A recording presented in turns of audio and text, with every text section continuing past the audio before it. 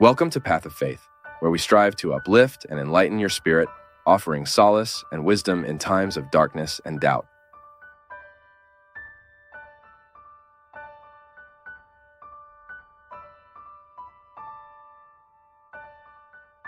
The choices we make, the way we choose to educate our children, the choice we make in how we govern our home, all of this is determinant for our future satisfaction or dissatisfaction. We used to say, folks on Twitter, to whom I want to send a big hug, retweeted this phrase a lot.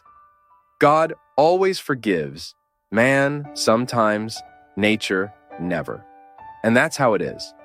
Life, what we have chosen, will one day demand from us. When we need to shed those deep tears, the only way is to try to figure out what we can fix today. The big problem is that we often find out there's not much left to do.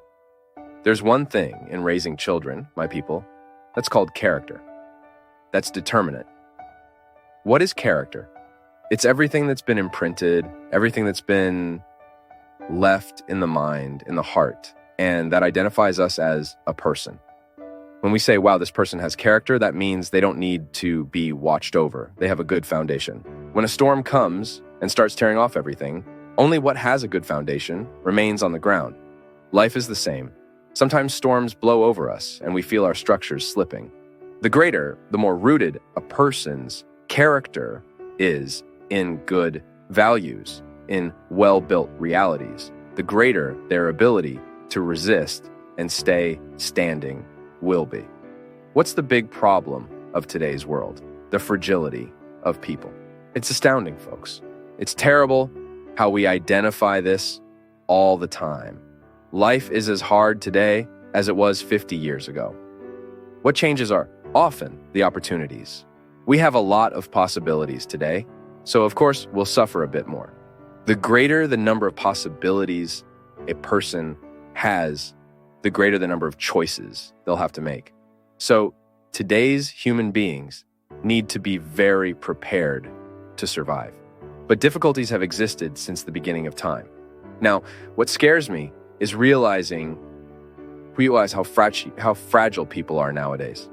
They give up too easily. It's astonishing how today we're not willing to live the sacrifices life demands. And I think that's the root of the big problem. Raising a child, bringing a child into the world, a person brings the child into the world, but they want to keep living the way they did before they had children. That's very irresponsible. One day I was watching that TV lady, Astrid Fontanelli, who's a TV presenter. On the same program where I met Fleur de Lis, she adopted a boy. And the TV presenter was asking, "So, Astrid, how's your life now?" After the child came. She said, "Totally changed." Just with that sentence, you already know Astrid is on the right path. A child who doesn't totally change a mother and father's life isn't being well managed. Then the presenter asked, "But how? What changed?" She said, "I don't go out like I used to. This boy needs to be watched all the time. I don't entrust this solely to the babysitters. I make sure to spend as much time with him as I can." Why? My people, whoever spends more time with the child will have influence over them. Whoever spends more time with that child. So, you see, even if you trust the babysitter's physical care, you know the babysitter won't let them suffocate. You know the babysitter will feed them at the right time, bathe them at the right time, put them to sleep at the right time. But what about character? Who's going to instill that in the child? The babysitter or you? Are our babysitters prepared to offer the character our children need?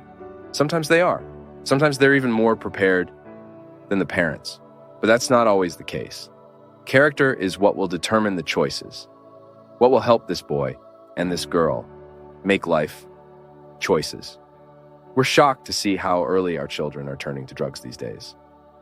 Of course, our 11, 12-year-old children are already living adult lives. They're not prepared for adult life, but they're already able to live it. We've said it here so many times.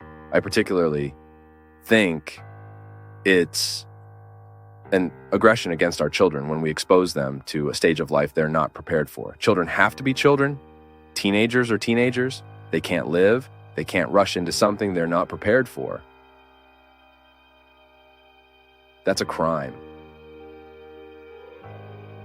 And that's why, if you've brought a child into the world, start managing their stay in the world now.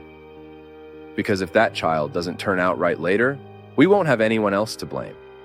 Who's the biggest responsible? Who's the first responsible for raising children? It's the father and mother. Of course, you'll have a series of collaborators, the school where they'll study, the daycare where they'll stay, the friends surrounding them, but you also manage all of that. If you don't make the effort every day to know what happened at school, occasionally visit there, ask the teacher how your child's behaving in there. Because sometimes the child you have at home isn't the same child the teacher has there. Sometimes there's a big difference. Is the home extending to the school? Is the school extending to the home? Not always. Sometimes we have differences. So it's necessary for those who brought the child into the world to manage all of this. Because otherwise, they'll cry later.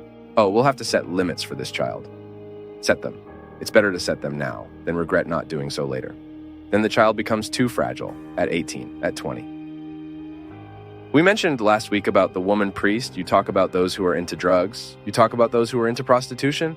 But you don't talk about those who are into laziness. It's true. Laziness today is a terrible thing. Why? Because it's directly linked to fragility. I don't know where it started, but what's a very concrete reality is that we're losing the ability to endure sacrifices.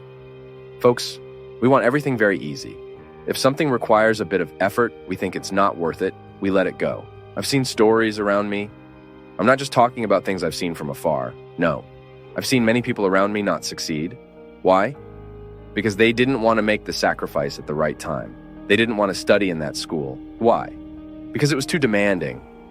Oh, go to the other one, that's okay, that won't be so much trouble. Is that honest? Is it honest to exchange something that will better prepare us for the future just because we'll have to suffer a bit more? It's not possible. You know, this Christian teaching that many people criticize, the church preached sacrifice too much. I might agree that sometimes the preaching was exaggerated, but today this laissez-faire culture, do whatever you want, leave everything very loose, that won't build people either. If I want a result, I have to know that to achieve that result in the future, I have to strive in the present. It won't work, folks. It won't work if you let things grow however they want, if you don't impose limits, if you don't say no at the right time, if you don't say yes at the right time, if you don't have that sacrifice every day, do the homework. It's not just the child who has to do homework. Parents have to do homework too. And what's homework? How was your day today? Where did you go? How was that story? It's not about investigating, no. It's about becoming friends, about trying to establish that dialogue, which is hard work. It's really annoying. Sometimes you come home tired, needing rest, and you come home wanting to be free from everyone, and then you end up giving up all of that. Okay, one day you're too tired, but you can't give up on that every day. How many times do you see little kids? I talk about this in the book, The Kidnapping of Subjectivity, which I recommend to all parents because it talks about this.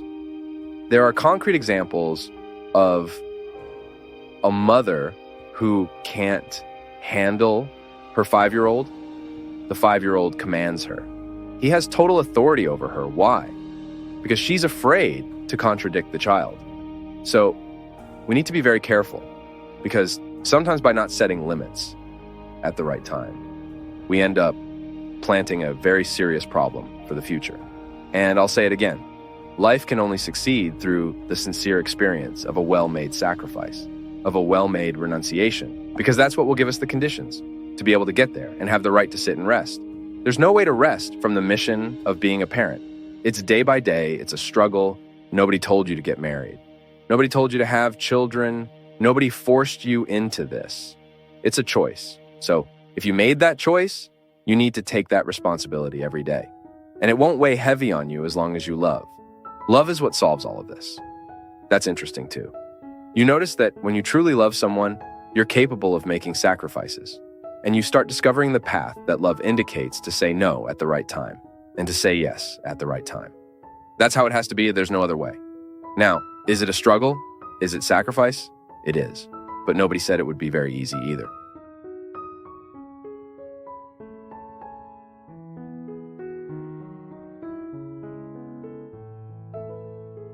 Thank you for joining us on this spiritual journey at Path of Faith. Your participation is key to our community's growth, so please leave your comments, give us a like, share this video, and subscribe for more uplifting content.